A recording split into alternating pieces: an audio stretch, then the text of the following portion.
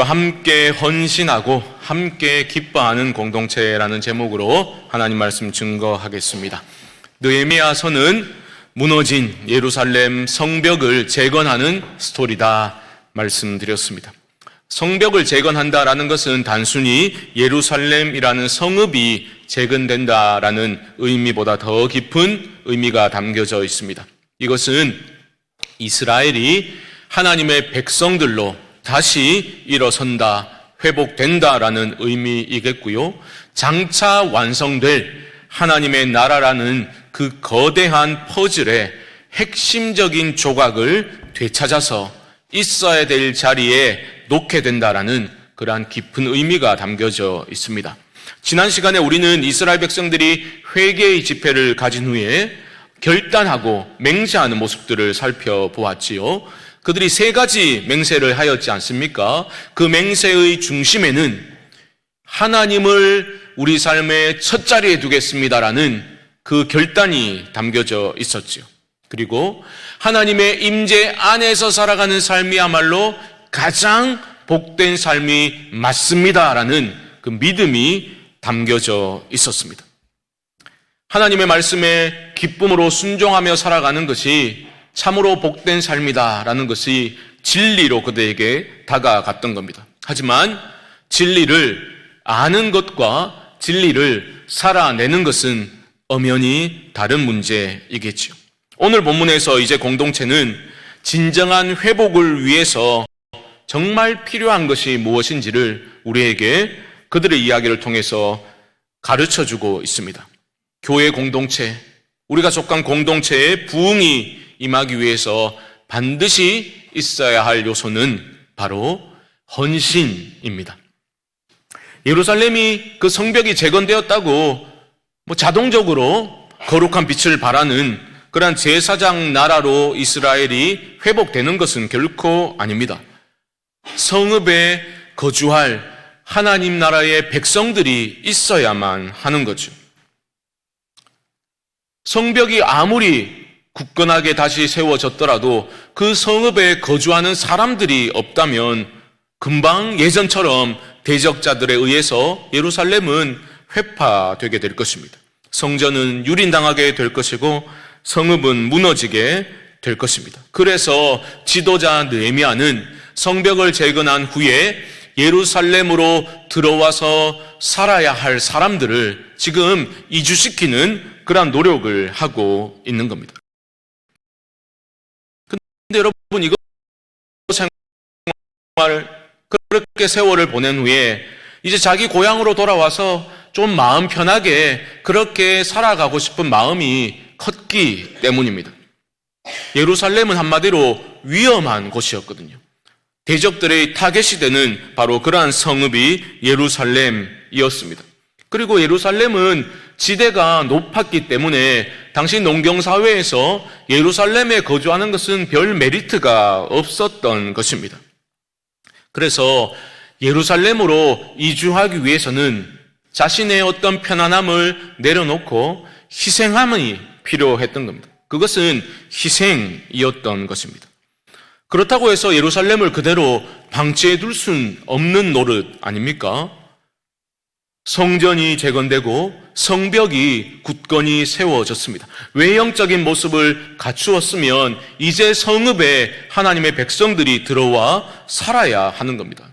백성들이 들어와 살지 않게 되면 결국은 예루살렘은 무너지고 예루살렘이 무너지면 이스라엘 전체가 무너지게 되는 거죠. 그래서 지도자는 백성들에게 먼저 헌신을 요청하게 됩니다. 예루살렘으로 이주해야 합니다. 와서 살아야 됩니다. 라고 했을 때 결국은 세 그룹의 사람들이 예루살렘에 거주하게 됨을 오늘 본문은 보여주는데요. 첫째 그룹은 바로 지도자들이었습니다. 11장 1절은 이렇게 시작하죠. 백성의 지도자들은 예루살렘에 거주하였고, 지도자들이 솔선수범하는 모습입니다. 두 번째 그룹은 1절 중반절을 보시면요, 이렇게 나오고 있죠. 그 남은 백성은 제비 뽑아 10분의 1은 거룩한 성 예루살렘에 거주하게 하고 그 10분의 9는 다른 성읍에 거주하게 하였으며, 무슨 말입니까? 남은 자들 중에서 제비를 뽑아서 10분의 1은 예루살렘에 거하도록 그렇게 했다는 겁니다. 나머지 10분의 9는 자기 원하는 성읍에 살지만 10분의 1이라는 사람들은 예루살렘으로 들어와 살도록 했다라는 겁니다. 그만큼 희생을 요구하는 자리였기 때문에 서로 눈치 보는 그러한 일들이 있었겠죠.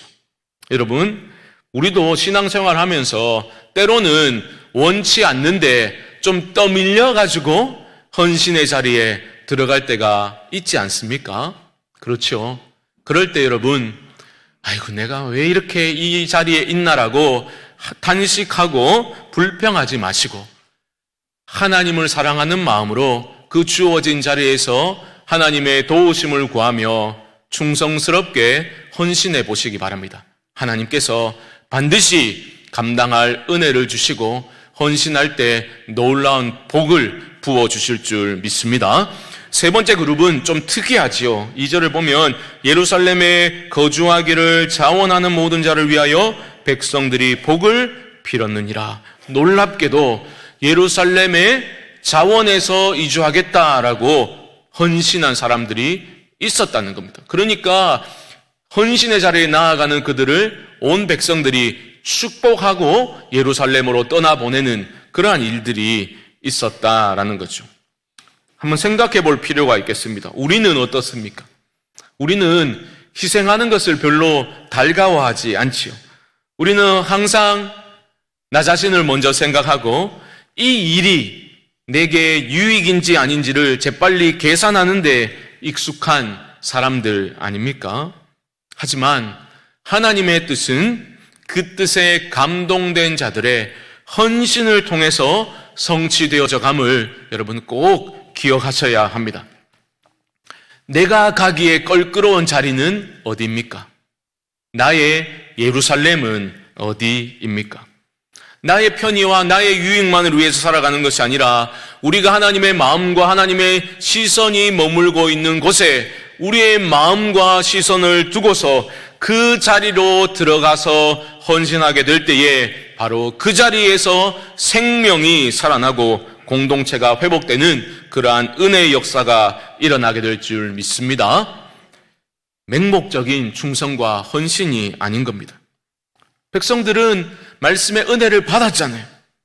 그래서 하나님께서 주신 그 은혜를 기억하며 하나님을 삶의 첫 자리에 두겠습니다라는 결단을 하고서 기쁨으로 헌신을 하였던 겁니다. 여러분, 헌신만으로는 안 돼요.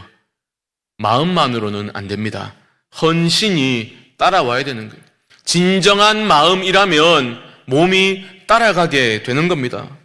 작은 일이라도 나의 몸을 숙이고 굽혀서 섬기는 이들이 우리 공동체 안에 하나둘씩 일어나게 될 때에 그 공동체에는 반드시 하나님이 기뻐하시는 변화와 부흥의 은혜가 임하게 될 줄 믿습니다.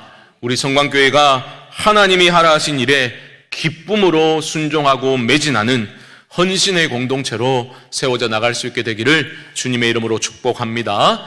여러분, 헌신이 왜 그렇게 중요합니까? 공동체가 참된 기쁨을 누리기 위해서는 반드시 참된 헌신이 있어야만 하기 때문입니다. 나의 불편함을 감수하고서 하나님의 임재와 하나님의 통치를 소망하면서 예루살렘으로 이주한 사람들의 헌신이 있었기 때문에 이스라엘 전체에 하나님의 기쁨이 임하기 시작했던 겁니다. 그 헌신이 있었기 때문에 이어져 나오는 또 다른 헌신들이 일어날 수 있게 되는 거죠. 두 번째 헌신은 무엇입니까? 첫 번째는 예루살렘으로 이주하는 것이라고 했죠. 두 번째는 12장으로 넘어가게 되면 이제 예루살렘에서 성벽 봉헌식을 거행하는 것을 보게 됩니다. 이게 바로 두 번째 헌신입니다. 이제 예루살렘은 하나님의 임재와 다스림으로 충만한 하나님의 도시로, 하나님의 성읍으로 재출발하게 됨을 알리는 성대한 성벽 봉헌 예배가 지금 준비되고 드려지고 있는 것입니다. 여러분, 이것은 그냥 형식적인 예배가 아니었습니다. 철저하게 준비된 예배였고 감사와 기쁨으로 충만한 그러한 예배였습니다. 얼마나 잘 준비되었냐면 12장 1절부터 우리가 다 읽진 않았지만 1절부터 나오는 명단을 보면 바로 제사장들과 레위인들의 명단이 나오고 있죠. 이것은 무슨 말입니까? 그들은 예배를 돕는 자들 아니었습니까? 준비하는 자들 아니었습니까? 그들이 성벽을 봉헌함에 있어 하나님 앞에서 준비된 그러한 예배를 드리게 되었다라는 것입니다. 여러분, 그들은 먼저 정결 의식을 통해서 철저히 예배를 준비하게 되는데요. 12장 30절 말씀, 30절 보시면 제사장들과 레위 사람들이 몸을 정결하게 하고 또 백성과 성문과 성벽을 정결하게 하니라. 보십시오. 그들은 하나님을 경외하는 마음으로 예배를 준비하였습니다. 그들의 몸을 정결케 하고 백성들의 몸을 정결케 하고 봉헌식에 사용될 모든 기구들과 성벽을 정결 예식을 통해서 그들은 거룩하게 구별하였던 겁니다. 우리가 지금 거룩하신 하나님 앞에 예배드리고 있다는 것을 그들은 인식하였던 겁니다. 그래서 아무 준비되지 않은 몸과 마음으로 예배 자리에 나온 것이 아니라 경외하는 마음으로 두렵고 떨리는 마음을 가지고 그들은 감사의 예배를 준비하여 드리게 된 겁니다. 이렇게 준비된 헌신된 예배를 드렸을 때 하나님이 주시는 기쁨으로 충만하여졌다라고 오늘 본문은 우리에게 알려주고 있는데요. 27절 하반절은 즐거이 봉헌식을 행하려 하매라고 하였지만 즐거이라는 것은 원단어를 보면 기쁨이라는 명사입니다. 그러니까 이 성벽 봉헌 예배는 한마디로 기쁨의 예배였다라는 거죠. 이 기쁨이 계속해서 반복적으로 등장하고 있는데요. 43절로 한번 가보시죠. 43절. 이날에 무리가 큰 제사를 드리고 심히 즐거워하였으니 이는 하나님이 크게 즐거워하게 하셨습니다. 부녀와 어린아이도 즐거워하였으므로 예루살렘이 즐거워하는 소리가 멀리 들렸느니라. 아멘. 여기서 즐거워하다라는 것도 기뻐하다라는 거예요. 무려 3번이나 반복되고 있다라는 것은 그들이 경외함으로 하나님께 예배를 드렸을 때 공동체 위에 신적인 기쁨이 임하게 되었다라는 것을 보여주고 있는 것입니다. 완전한 기쁨, 세상이 줄 수도 알 수도 없는 그러한 신적인 기쁨, 온전한 기쁨이 그들 위에 임하게 되었다라는 겁니다. 이런 기쁨을 그들이 어떻게 맛보고 누릴 수 있게 된 겁니까? 43절은 그렇게 우리에게 가르쳐주고 있죠. 이는 하나님이 크게 즐거워하게 하셨습니다. 참된 기쁨은 하나님이 주시는 줄 믿습니다. 기쁨의 근원이신 하나님이 임하셨기 때문에 그들이 온전한 기쁨을 맛보고 누릴 수 있게 된 겁니다. 이것을 위해서 그들은 모든 형식적이고 위선적인 껍데기를 벗어 던지고서 거룩하신 하나님 앞에서 경외하는 마음으로 두렵고 떨림으로 찬양하고 감사하고 예배를 드렸던 겁니다. 바로 그때 참된 기쁨이 그들에게 임하게 된 것이죠. 성벽 봉헌식을 통해서 참된 기쁨을 누리고 있는 그들의 모습을 보면서 우리는 꼭 기억해야 하겠습니다. 바로 거룩의 회복이 곧 기쁨의 회복이다라는 거죠. 여러분, 성도의 삶에 거룩이 실종되면 참된 기쁨은 자동적으로 사라짐을, 이 단순한 영적 진리를 기억하셔야 하겠습니다. 그러므로 우리 안에 거룩이 회복될 때, 거룩의 능력이 회복될 때 우리는 나와 함께 하시는 그 하나님의 거룩한 임재를 강렬히 체험하게 되고 그 하나님 체험이 우리에게 흔들림 없는 평안과 기쁨과 안식을 선사해 주는 것입니다. 성도는 이렇게 언제 어디서나 바로 지금도 나와 함께 하시는 하나님의 임재를 확신하고 체험할 때에 참된 기쁨을 누리는 존재가 되었음을 여러분 기억하실 수 있기를 바랍니다. 엘리자베스 엘리엇은 이런 말을 했지요. 제가 예전에도 한번 소개해드렸는데요. 기쁨은 고통의 부재가 아니라 하나님의 임재다라는 말을 했습니다. 곱씹어 볼 의미가 있는 그런 말입니다. 기쁨은 고통의 부재가 아니라 하나님의 임재다. 우리 모두는 내 삶에 좀 기쁨으로 충만하기를 원하고 있지 않습니까? 그래서 열심히 일해서 돈도 많이 벌려고 노력하고 건강도 챙기고 사람들과의 좀 건강한 관계도 가지려고 하는 게 다 기쁘게 살고 싶어서 그런 노력하는 거 아닙니까? 어떻게든 예측 불가능한 그런 삶의 변수를 최대한 좀 막아보려고 고통이 좀 없으면 좋겠다는 마음으로 우리는 부단히 애를 쓰며 살아가지요. 어려운 문제가, 고통스러운 문제가 발생하지 않기를 바라면서 우리는 때로는 자신만만하게, 때로는 조마조마해 하면서 그렇게 살아가지 않습니까? 하지만 참된 기쁨은 내 삶에 아무런 고통스러운 문제가 없는 그때 주어지는 것이 아니라 고통의 부재로 인해서 기쁨이 주어지는 것이 아님을 여러분 기억하셔야 됩니다. 문제가 없다고 참된 기쁨이 임하는 게 아니라 문제가 있더라도 무엇이 있으면요? 하나님의 임재가 내 삶에 있으면 참된 기쁨을 누릴 수 있는 겁니다. 이 말을 했던 엘리자베스 엘리엇은 여러분 많이 들어보셨을 짐 엘리엇의 아내입니다. 짐 엘리엇은 미국 휘튼 대학을 수석으로 졸업하고 참으로 장래가 촉망맞는 전도 유망한 청년이었죠. 지금도 미국에서 휘튼 대학은 명문 기독교 대학입니다. 그는 그런데 세상적으로 그 모든 성공적인 것들을 내려놓고 선교에 헌신하게 되었습니다. 에콰도르 선교사로 헌신을 했습니다. 그래서 짐 엘리엇을 포함한 5명의 청년들이 선교를 가게 된 거죠. 그런데 복음을 제대로 전해보지도 못하고 아우카족에게 창과 도끼로 이 5명의 청년들이 무참히 살해당하고 맙니다. 선교 제대로 해보지도 못하고 순교를 해버린 겁니다. 그런데 놀랍게도 이 죽임을 당한 이들의 아내들이 훗날 그 아우카족에게 복음을 들고 들어가게 됩니다.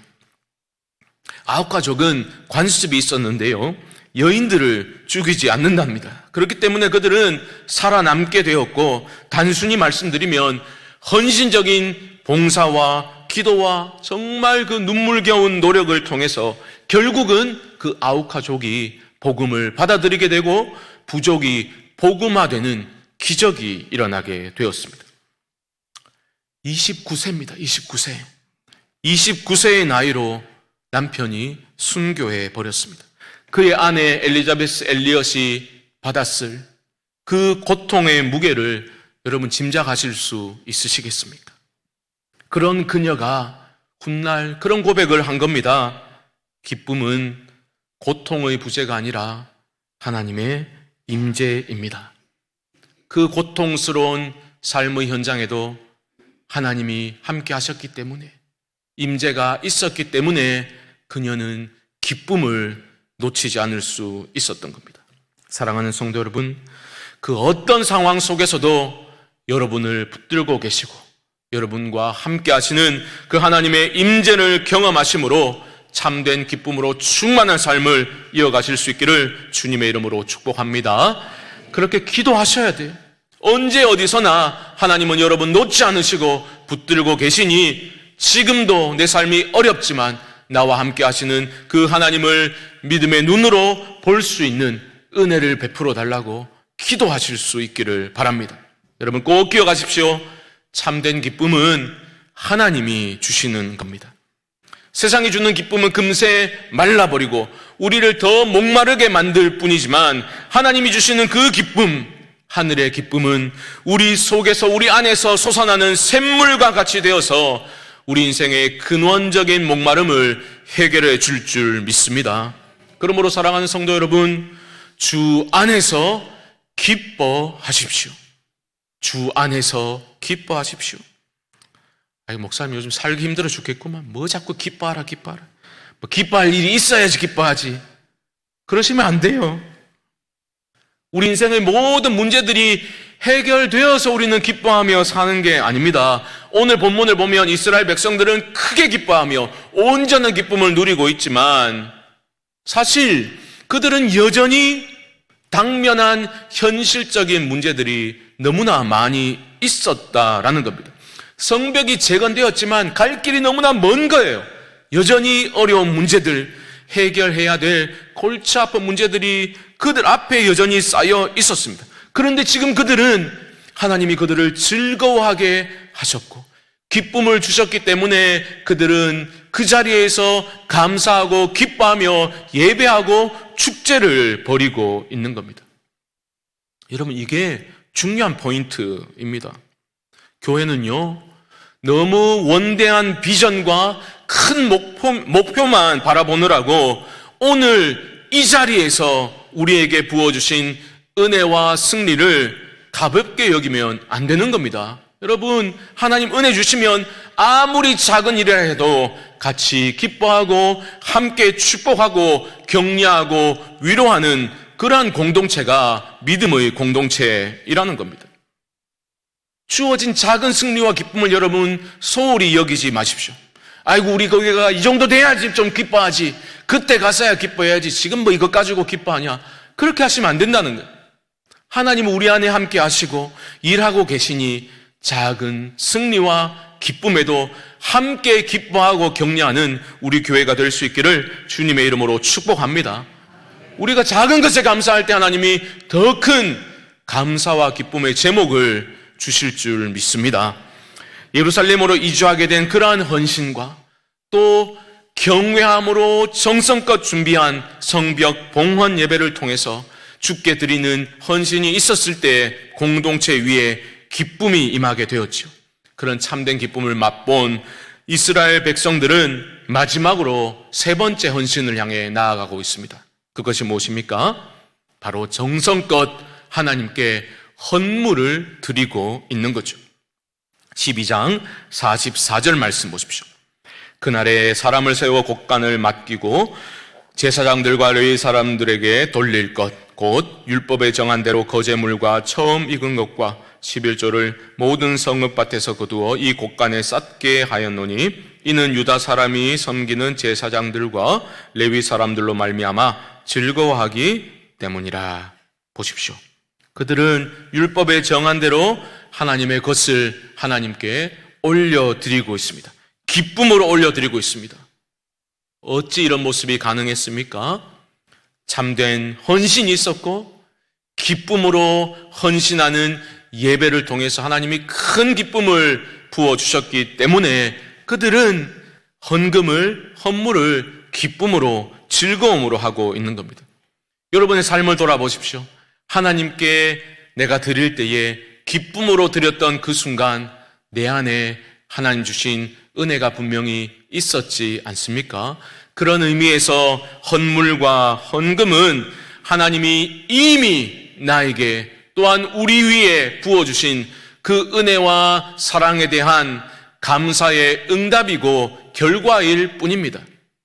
헌금은 그러한 은혜를 획득하기 위한 수단이 결코 아닌 거죠.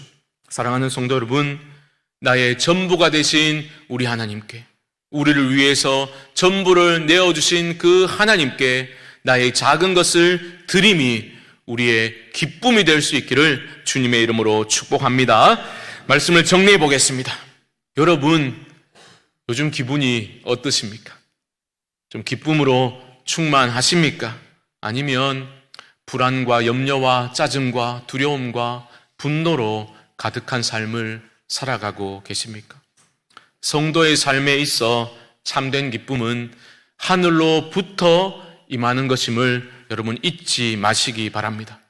그리고 그러한 하늘의 기쁨은, 참된 기쁨은 내가 내 시간을 확보하고 내 것을 더 쌓아감으로써 쟁취할 수 있는 것이 결코 아닙니다.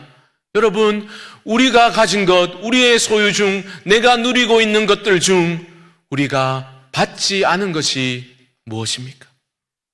나의 나된 것은 오직 모든 것이 하나님의 은혜가 아닙니까? 참된 기쁨은 모든 것이 하나님의 은혜임을 기억하면서 헌신의 자리로 믿음으로 들어갈 때에 임하게 됨을 결코 놓치지 마시기 바랍니다. 내 앞에 예루살렘이 있습니다. 우리 앞에 예루살렘이 있다고요. 서로 눈치 보며 가기를 꺼려하는 그 자리로 하나님이 부르실 때가 있는 겁니다. 그때 믿음으로 용기를 내어서 헌신의 자리로 여러분 들어가 보십시오. 하나님께서 놀라운 일들을 여러분들을 통해서 이루어 가실 줄 믿습니다. 또한 하나님께 여러분 준비된 몸과 마음으로 예배의 자리에 나오셔서 두렵고 떨림으로 그러나 기쁨 가득한 예배를 사모하는 마음으로 예배를 드리실 수 있기를 바랍니다. 감사와 찬양을 하나님께 올려드릴 수 있는 일에 최선을 다하시기 바랍니다. 바로 그 자리에 하늘의 기쁨이 임하게 될 것입니다. 교회는 그러한 하늘의 기쁨을 함께 맛보고 공유하는 기쁨의 공동체라는 거죠. 그리고 기억합시다. 너무 원대한 목표와 거창한 비전만을 바라보면서 지금 여기에서 하나님이 일하고 계시고 우리에게 주시는 작은 승리와 기쁨을 소홀히 여겨서는 안 되겠습니다. 서로를 소중히 여기고 작은 일에, 아니 범사에 감사하고 함께 기뻐하고 하나님이 이런 일들을 행하고 계시는군요. 서로를 축복하고 위로하며 함께 기뻐할 때에 하나님께서 더 큰 감사와 기쁨이 임하게 하실 줄 믿고 나아가실 수 있기를 바랍니다.